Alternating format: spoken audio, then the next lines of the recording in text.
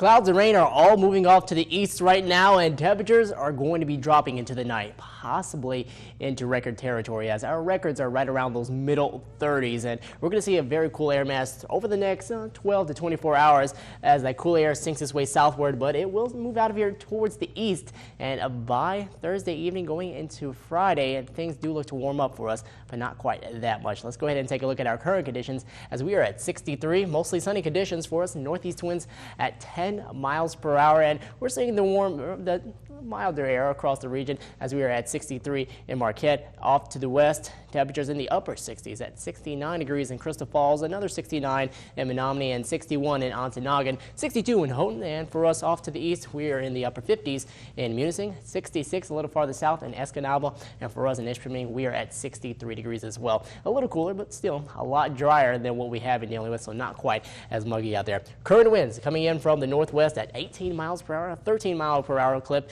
here into Munising, and at 10 in Escanaba. Winds will die off tonight, and they are going to be calm as high pressure moves just overhead, and that will allow things to cool off for us because we will be very clear and also have a calm winds. And temperatures across the rest of the state starting to cool off in northwestern portions of lower Michigan at 61, and Gaylord at 61 also, and at Traverse City, but farther south and east in the state, colder air hasn't quite made it this way there yet, as they're only a few degrees cooler than what they were at this time yesterday. 5 degrees cooler in Detroit, but Traverse City 18 degrees cooler for us in Marquette, at 12 degrees cooler and 8 degrees in Iron Mountain. So that cooler air is definitely being felt across the area, and we will feel it tonight and for most of tomorrow, as highs will be just below average, right around those upper 60s and the lower 70s.